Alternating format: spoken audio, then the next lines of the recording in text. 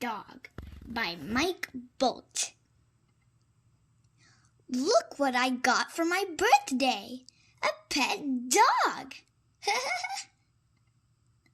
My dog has black and white fur, pointy ears, and cute little nose. Her name is Rocky, and she is a bad dog. Rocky doesn't listen like good dogs. Hey, Rocky, come. Aw, come on, you can do it. Rocky, come here, girl. See, Rocky is a bad dog. Good dogs like to go for walks, but not Rocky.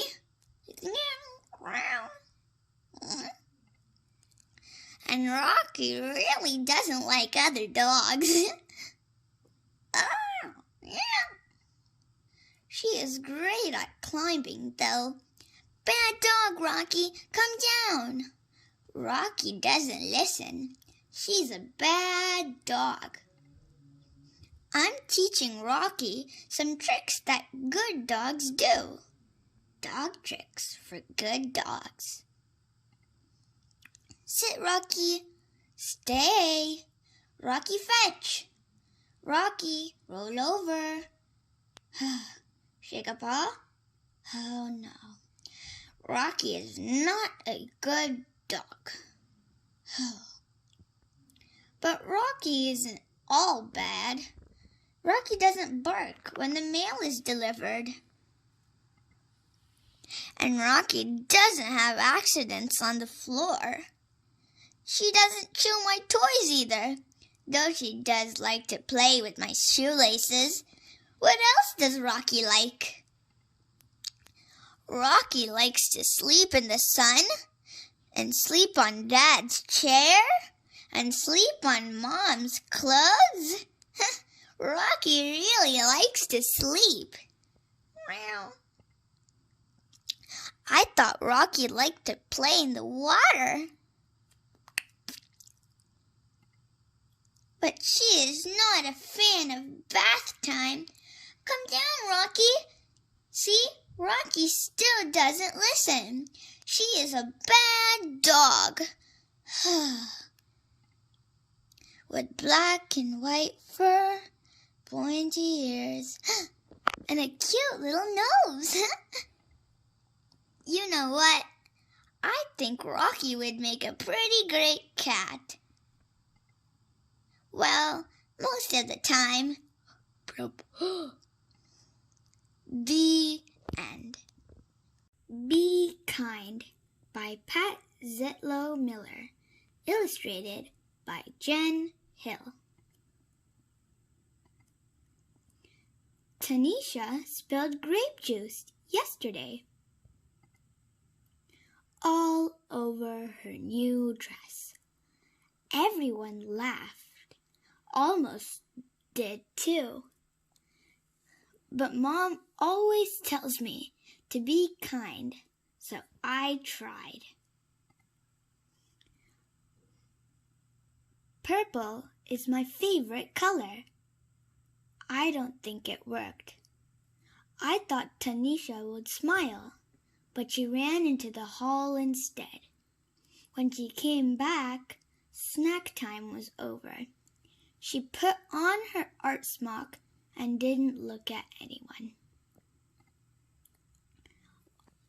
I almost told Tanisha that art was my favorite class, but I didn't want her to leave again, so I painted purple splotches and added some green until I had a bunch of beautiful violets.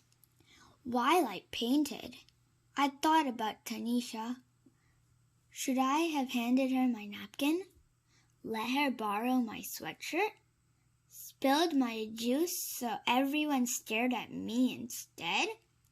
What does it mean to be kind anyway? Making cookies for Mr. Rinaldi, who lives alone. Letting someone with smaller feet have my too tight shoes. He might win races in them too. Maybe it's helping. putting dirty dishes in the sink, or cleaning after Otis. He's our class guinea pig. He's a messy eater. Maybe it's paying attention, or like telling Desmond I love his blue boots, or asking the new girl to be my partner, listening to Aunt Franny's stories, even the ones I've heard before. Being kind should be easy, like throwing away a wrapper, or recycling a bottle, or even saying, "Thank you, bless you." Hey, Kayla. What's new, Omar? Good afternoon, Rabbi Mandelbaum. My mom says the quickest ways to be kind is to use people's name. Being kind can be hard too, even when you know what to do.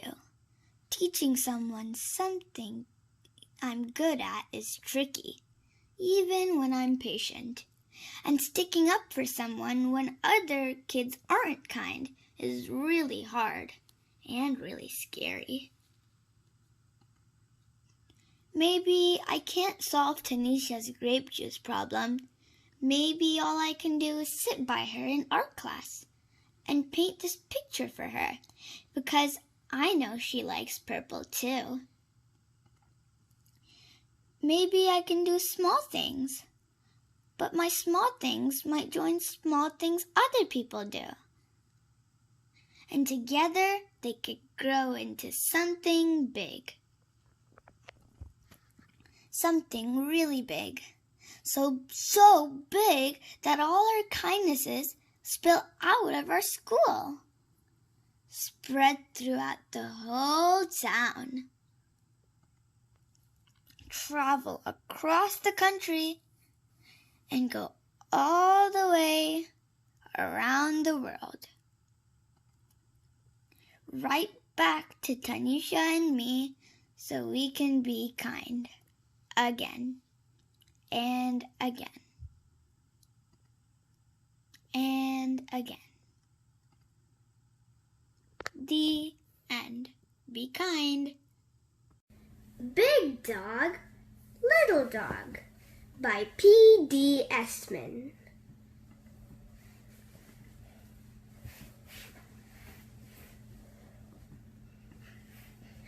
Fred and Ted were friends. Fred was big and Ted was little. Fred always had money. Ted never had money. Look at his empty pockets. When they walked in the rain, Fred was wet, but Ted was dry. They both liked music. Fred played the flute and Ted played the tuba. When they had dinner, Fred ate the spinach. Delicious. Ted ate the beets. Yummy. When they painted the house, Fred used green paint and Ted used red paint. One day, Fred and Ted went away in their cars. Fred went in his green car and Ted went in his red car. Fred drove his car slowly and Ted drove his car fast. They came to a sign. "Where should we go?" asked Fred. "To the mountains," said Ted. When they got to the mountains, Ted skied all day long, and Fred skated all day long. When they stopped, Fred was cold, but Ted was warm. By night, both of them looked very sleepy. "Look," said Fred, "a small hotel." Fred's room was upstairs. Ted's room was downstairs. "Good night, Ted. Sleep well," said Fred. "Good night, Fred," Sleep well, said Ted. But they did not sleep well. Upstairs, Fred thumped and bumped and tossed and turned. Downstairs, Ted moaned and groaned and crashed and thrashed all over the bed. When morning came, Fred called Ted. Let's take a walk, Fred said to Ted. We can walk and talk, said Ted to Fred. They walked uphill and they walked downhill. They made tall talk and they made small talk. Did you get any sleep last night, Ted? None at all, Fred. My bed was too little. My bed is too big. What can we do about it, Ted? I don't know, Fred. I know what to do, said the bird. Ted should sleep upstairs and Fred should sleep downstairs. The birds got the word. Back to bed, yelled Ted. Back to bed, yelled Fred. It's downstairs for me, yelled Fred. And it's upstairs for me, yelled Ted. Ted jumped into the little bed upstairs, and Fred jumped into the big bed downstairs. Ted slept all day long in the cozy little bed. And Fred slept all day long in the cozy big bed. Now it's morning time. Well, that was easy to do. Big dogs need big beds. Little dogs need little beds. Why make big problems out of little problems? The end. Thank you for watching. Pete the Cat Checks Out the Library by James Dean. Pete's mom is taking him to the library for the first time. The librarian gives Pete his very own library card. Wow! Cool, says Pete. The librarian smiles. Time for the tour! Wow, Pete has a library card. The librarian takes Pete through the library. There's a big desk where people wait to check out books. There's so many books. Pete sees some of his friends reading at the long table. It's very peaceful and quiet. How relaxing. Wow. Hi, friends. The librarian takes Pete to her favorite room. There are lots of Pete-sized chairs and tables and shelves. There are books of every shape, size, and color. Wow!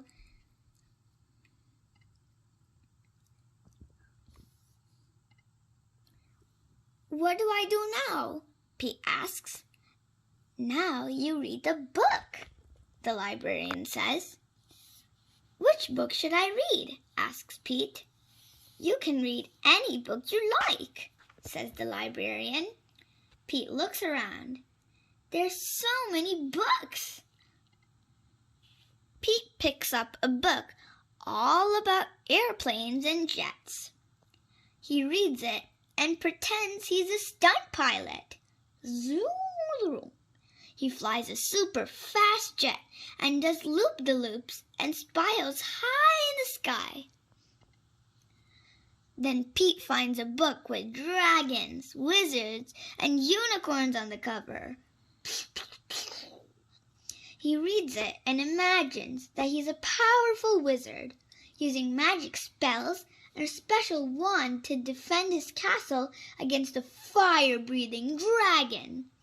Roar!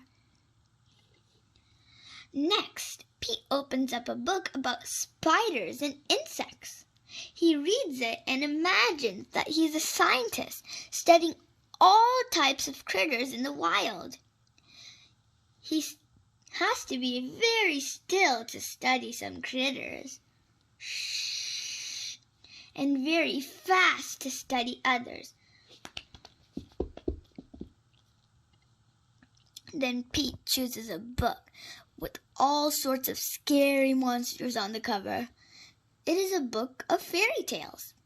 Pete reads it and pretends that he's in the dark, spooky forest to outsmart a big, bad wolf. Pete puts that book back on the shelf. It's too scary. Oh no, don't be scared, Pete. Pete opens a book about pyramids in Egypt. He reads it and pretends that he is an explorer riding a camel across the desert and climbing on to the top of a giant pyramid. That's high. Next, Pete picks a book with all sorts of robots on the cover. He reads it and imagines that he's a robot at a robot dance party. His arms and legs make whizzing sounds when he moves. When Robot Pete speaks, he says, bleep, bloop, bleep, bleep, bloop. Next, Pete picks up a book about superheroes. He reads it and makes believe that he's a superhero. He flies around the city in a colorful cape, chasing bad guys and saving the day. Wow! Then Pete spots a big book about the ocean and all of its critters. He reads it and imagines that he's a scientist in a submarine deep in the ocean looking for whales, squids, and sharks. Wow, those are so many cool animals. There's so many wonderful books to read at the library. Pete can be whatever he imagines with the book. Reading is super groovy. The end.